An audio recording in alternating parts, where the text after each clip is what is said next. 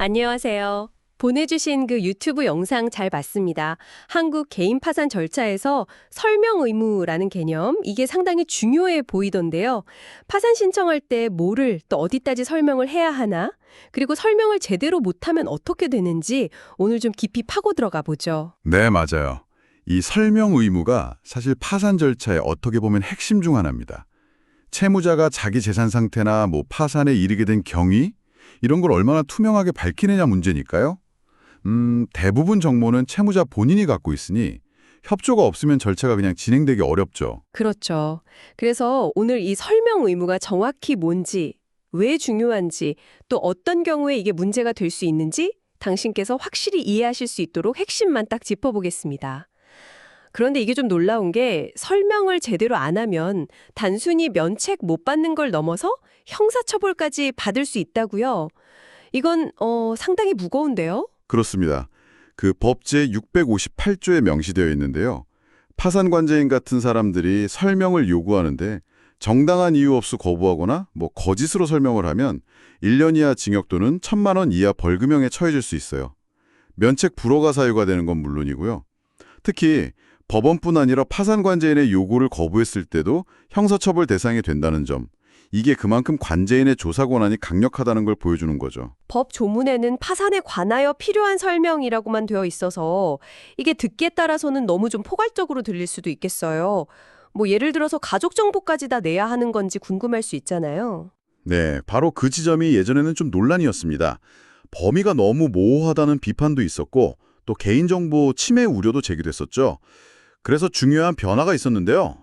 2020년부터 서울회생법원 실무준칙이 바뀌면서 불필요한 정보까지 막 다 요구하는 소위 투망식 조사는 좀 지양하게 됐습니다.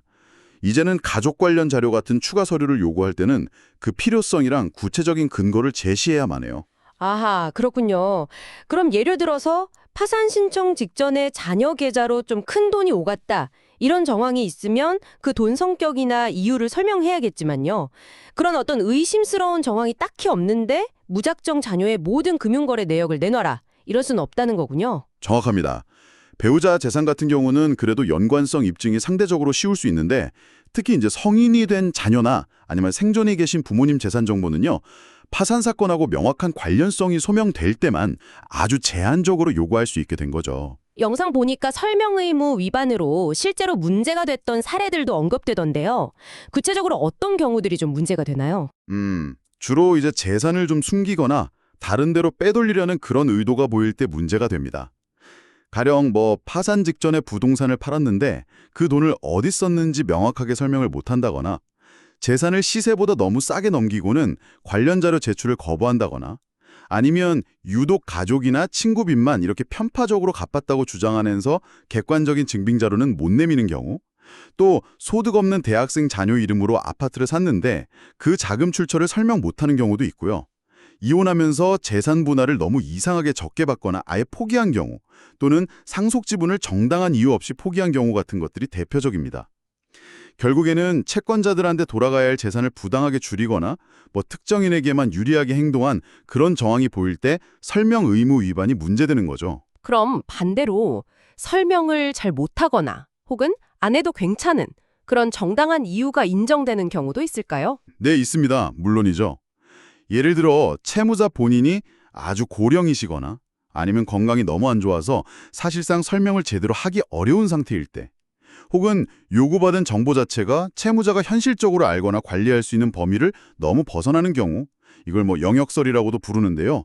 이런 경우는 정당한 사유로 고려될 수 있습니다. 그리고 여기에 더해서 법적으로 조금 더 복잡한 쟁점도 하나 있어요. 바로 헌법상 보장된 진술거부권 있잖아요. 그거하고 충돌할 가능성인데요. 자신에게 불리한 진술을 강요당하지 않을 권리가 분명히 있지만 또 파산 절차의 투명성을 위해서는 설명 의무가 중요하거든요. 이 둘 사이의 균형을 어떻게 잡을 거냐? 이게 좀 어려운 문제입니다. 지키는 아주 중요한 장치인 건 분명하지만 그렇다고 이게 무한정 확대될 수는 없는 거고 채무자의 어떤 사생활 보호나 다른 권리들과의 균형 속에서 신중하게 적용되어야 한다 이런 말씀이시네요. 맞습니다. 파산관제인 입장에서는 설명 요구의 필요성을 충분히 소명해야 하는 거고요. 채무자는 또 성실하게 설명을 하되 정당한 이유 없이 거부하거나 거짓말을 해서는 안 되는 거죠. 그 결과가 면책 불허는 물론이고 형사처벌까지 이어질 수 있는 중대한 문제니까요. 오늘 저희가 함께 이렇게 깊이 파고든 이야기가 설명 의무에 대한 당신의 이해를 넓히는 데 좀 도움이 되었기를 바랍니다. 마지막으로 이런 질문을 한번 던져보면서 마무리할까 합니다. 파산 절차에서 채무자의 설명 의무와 또 헌법상의 권리인 진술 거부권, 이 두 가치가 서로 부딪힐 때 과연 절차의 공정성과 실효성을 모두 지키면서 이 둘 사이의 균형점을 어디서 찾아야 할까요? 다음에 더 흥미로운 주제로 찾아뵙겠습니다.